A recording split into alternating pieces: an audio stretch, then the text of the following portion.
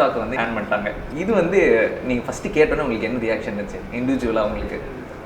ஆக்சுவலாக TikTok pan பண்ணுறது சொல்லிடுறியா? இல்லை இவங்களுக்கு ஆக்சுவலாக ரொம்ப மன கஷ்டம் தான்.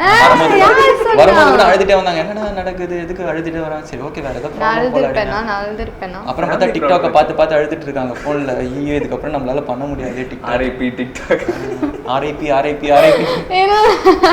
ஸோ டிக்டாக் வந்து இப்போ பேன் பண்ணியிருக்காங்க. இது வந்து உங்களுக்கு ரொம்ப எரிச்சல் படுத்தும் டிக்டாக்ல இருக்க ஒரு விஷயம்? டிக்டாக்கே எரிச்சல் தான் ப்ரோ. அதில் ஒஸ்ட் என்னன்னா பாய்ஸு கேர்ள்ஸு சேர்ந்து இந்த ஒரு ஃப்ரேமை பிரிச்சிருவாங்க. இவ கொடுக்கறதுக்கு இவன் ரியாக்ஷன் பண்ணுறானா, அவன் பண்ணுறதுக்கு இவன் ரியாக்ஷன் பண்ணுறானா, நம்ம ரியாக்ஷன் தான் ரொம்ப மோசமாக இருக்குது. நான் ஆக்சுவலி விஜய் ஃபேனு.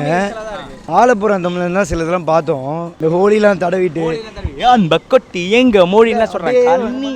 இந்த பாய் கேர்ள் ரெண்டும் ரொமான்ஸ் பண்ணுறேன்னு பேரில் பண்ணுறது தான் பார்க்கவே அது சகிக்கல.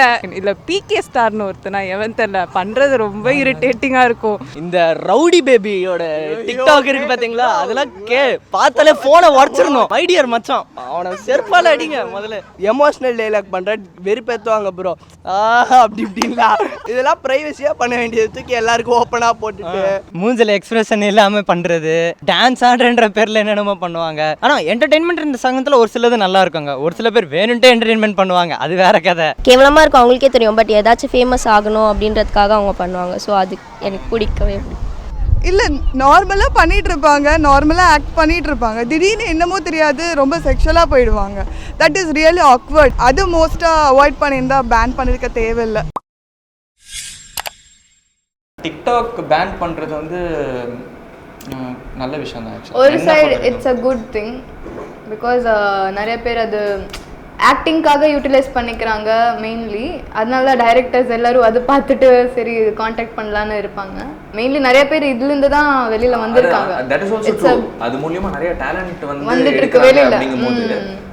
ஸோ ஒரு சைடு இது பாசிட்டிவ் ஃபீல். நெகட்டிவ் என்னன்னா நிறைய பேருக்கு தெரியவே தெரியாது என்ன பண்ணுறாங்க, அண்ட் அவங்களுக்கு புரியலன்னா பட் பப்ளிக் நிறைய பேர் தெரியும். லைக் இது இந்த it's not good, it's not like தெரிஞ்ச திங்கும் அவங்களுக்கு தெரியாமல் இருக்கிறது ரொம்ப அவங்களுக்கே புரியாதுல்ல. ஸோ அந்த மாதிரி டிக்டாக்ல இருக்க பாசிட்டிவ் அண்ட் நெகட்டிவ்னா எது? இந்த கொஞ்சம் ஒத்தையடி பாதையில் இதெல்லாம் ரொம்ப காண்டு. ஒருத்தன் பண்ணுறான் சட்டை இல்லாமல் பண்ணுறான், அந்த பாட்டுக்கு இதுவும் சட்டை இல்லாமல் இருக்கிறது என்ன சம்பந்தம்? அவங்க வந்து பாய் ஃபாலோவர்ஸ் பிடிக்கணும்னு மேபி பண்ணுறாங்களா, ஆனால் அது அவ்வளோ என்ன சொல்ல என்டர்டெயின்மெண்ட்டும் அவ்வளோ இல்லை. மேபி வெறித்தனமாக பார்க்குற பாய்ஸ். நெகட்டிவ் சைட்ஸ் கொண்டு போனீங்கன்னா நிறைய எக்ஸ்ப்ளாய்ட் பண்ணியிருக்காங்க. சில செக்ஷுவலாக சரி எல்லாமே சரி எல்லாம் ஓப்பனாக பண்ணியிருக்காங்க. ஸோ அது வந்து நம்மளுடைய கல்ச்சரில் கொஞ்சம் நெகட்டிவாக வரனால எப்பவுமே தெரியும் பாசிட்டிவ் விட நெகட்டிவ் தான் நிறைய ஸ்பீடாக ஸ்ப்ரெட் ஆகும். ஸோ அதனால தான் இப்போது பேன் பண்ணியிருக்காங்கன்னு எனக்கு ஃபீல் பண்ணுறேன்.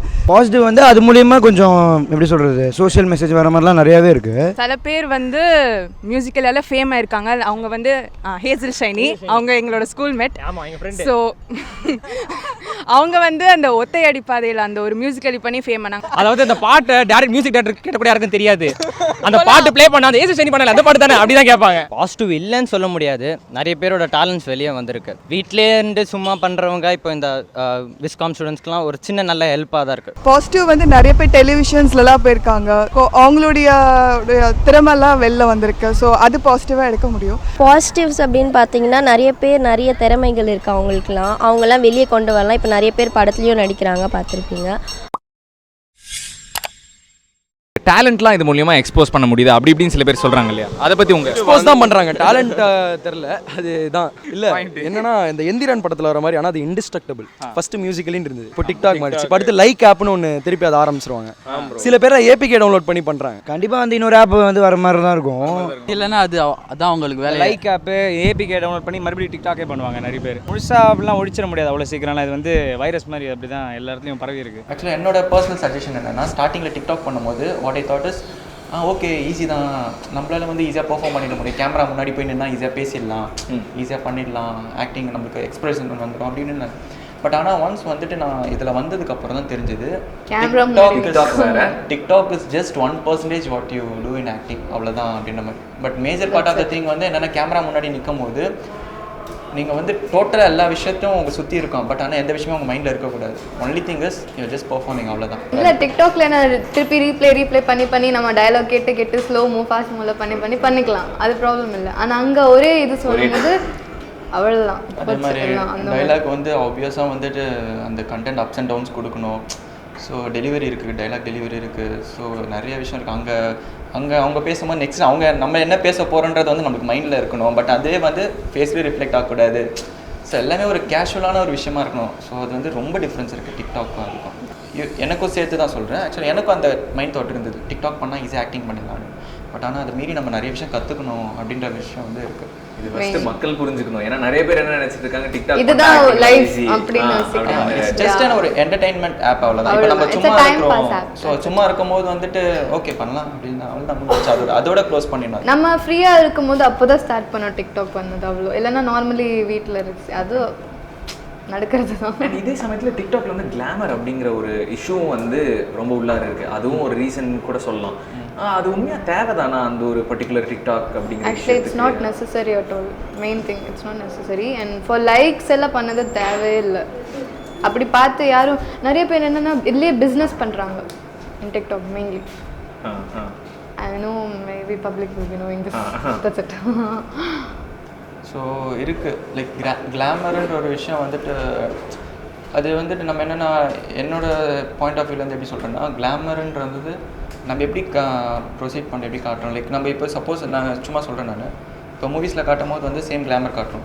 பட் அது வந்து பீப்புள் தே மே அக்செப்ட். ஏன்னா வந்து அது இப்போ இன்டென்ஷனலாக பண்ணுற ஒரு விஷயம் இல்லை. It's just a script. So ஸ்கிரிப்டில் என்ன இருக்கோ அதை பண்ணுறாங்க. ஸோ தேவையான விஷயம். ஸோ அது வந்து லைக் எப்படியும் அது ஒரு மெசேஜோட கன்வே பண்ணி முடிச்சிருவாங்க அதை. ஸோ அது வந்து ப்ராப்ளம் கிடையாது. பட் இது வந்து ஒரு ஜஸ்ட் ஒரு 10 செகண்டான வீடியோ. இதில் வந்து நீங்கள் வந்து கிளாமரை நீங்கள் காமிக்கணும், லைக் உங்களோட பர்சனல் பாடி லாங்குவேஜ் ஆட்டிடியூடை காட்டணும் அப்படின்னு நினைக்கிற மாதிரி இருந்தால் அப்போ என்ன ஆகும்னா பார்க்குறவங்களுக்கு வந்து அந்த டோட்டலாக தப்பாக தான் தெரியும். ஸோ இது வாட் தி திங்கஸ் இவங்க இப்படி தான் பண்ணுவாங்க போல் அப்படின்ற மாதிரி உங்கள் மேலேயே ஒரு பேட் இம்ப்ரெஷன் க்ரியேட் ஆகும். ஸோ நீங்கள் பெர்ஃபார்மன்ஸுன்ற ஒரு விஷயத்தை மீறி உங்கள் மேலே ஒரு பேடான ஒரு இம்ப்ரெஷன் தான் க்ரியேட் ஆகும். ஸோ டிக்டாக்ல வந்து கிளாமர்ன்ற ஒரு விஷயத்தை அவாய்ட் பண்ணுறது நல்லது எனக்கு தெரிஞ்சு.